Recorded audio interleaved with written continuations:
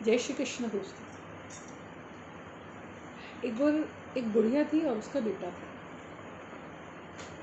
बहुत गरीब थे। तो बुढ़िया अम्मा ने सुना कि पास में ही कोई एक सन्यासी आए हुए हैं जो भविष्य के बारे में बहुत अच्छे से बता देते हैं। तो वो अपने पुत्र से कहते हैं कि बेटा, यहाँ से पूर्व दिशा की ओर 100 मील दूर एक सन्यासी आए हुए हैं, उनसे तुम ये प्रश्न पूछकर उत्तर लेकर आओ कि हम इतने गरीब क्यों हैं और हमारी गरीबी कब तक ठीक हो जाएगी। पुत्र माँ की इच्छा को पूरी करते हुए अगले दिन सुबह चल पड़ा। अभी 25 मील ही पहुँचा था कि शाम हो गई, क्योंकि पैदल रास्ता पार कर रहा था। तो उसने वहीं गांव में एक सेठ के यहाँ आसरा लिया। रात को वहीं रुकने के बाद सुबह जब चलने लगा, सेठानी जी से विदा ली। तो सेठानी ने पूछा कि तुम किस यात्रा पर जा रहे हो? तो उसने अपनी यात्रा का उद्देश्य उनसे कह दिया। तो सेठानी कहने लगी, क्या तुम मेरा भी एक प्रश्न पूछकर आ सकते हो? मेरी बेटी जन्म से ही गूंगी है, क्या वो कभी जीवन में बोल पाएगी? क्या तुम सन्यासी से ये भी पूछकर आ सकते हो? तो उसने कहा, क्यों नहीं, आपने मुझे रात को यहाँ पे रुकने का आसरा दिया, मैं आपके प्रश्न का उत्तर अवश्य लेकर आऊँगा। अब वो फिर आगे चलते हैं। आगे जंगल रास्ते में पड़ता है। रास्ते में जंगल पड़ते हुए तो वहाँ पे उन्हें एक सन्यासी मिलता है। इसी तरह से सन्यासी से भी बातचीत होती है और वो सन्यासी भी कहता है कि पुत्र, क्या तुम मेरा एक सवाल पूछकर आ सकते हो?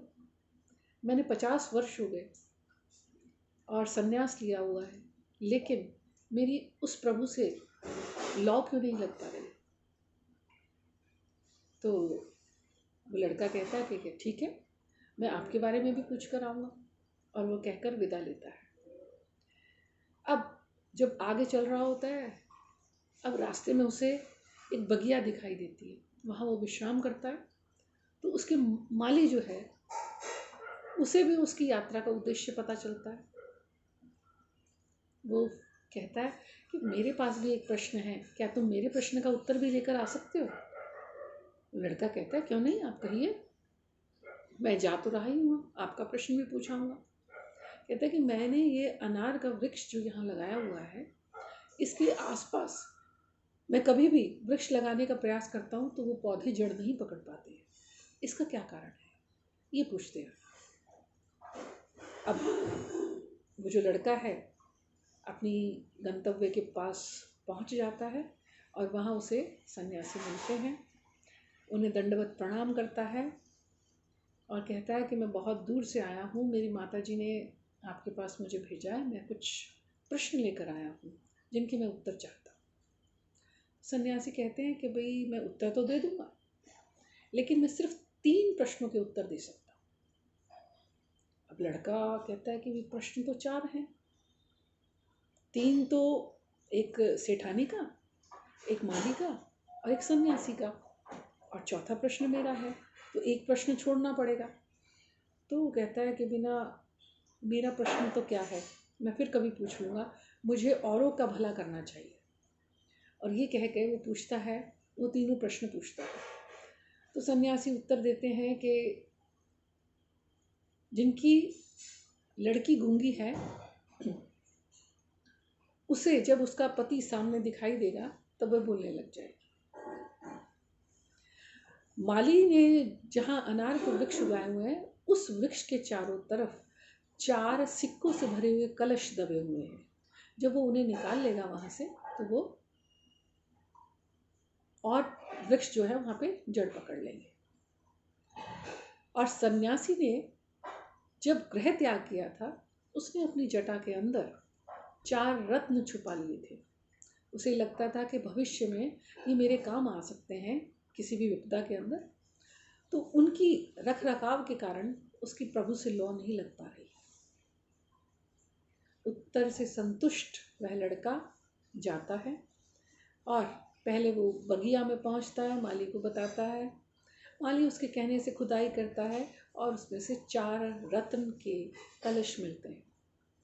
माली बड़ा प्रसन्न होता है कहता है कि तुम मेरा प्रश्न का उत्तर लेकर आए हो, तो आधी धन के अधिकारी आप हो। 2 कलश धन से भरे हुए वो उस लड़की को दे देता है। अब आगे जाता है, जंगल में सन्यासी से मिलता है। सन्यासी को बताता है कि आपकी जटा के अंदर 4 रत्न आपने छुपा रखे हैं जो विपदा के लिए रखे हुए हैं। तो कहता है बिल्कुल तुमने सही उत्तर दिया। और वो कहता है कि सच में मैं इसी कारण प्रभु की भक्ति पूर्णता नहीं कर पा रहा हूँ। और वो रत्न निकालते हैं अपनी जटा में से और उस लड़के को दे देते हैं कि नहीं, तुम इसके अधिकारी हो।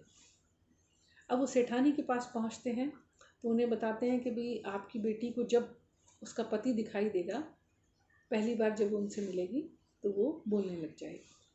तभी अतिथि का सत्कार करने के लिए वो लड़की जलपान की व्यवस्था करते हुए उस कमरे में प्रवेश करती है। और जैसे ही वो जल देने लगती है कि उसको वाणी मिल जाती है। सेठानी देखकर हैरान हो जाती है, कहती है कि तुम बिल्कुल सही उत्तर लेकर आए हो, तुम ही इसके पति हो। और अपनी पुत्री का विवाह बड़े उत्साह के साथ उसके साथ कर देती है।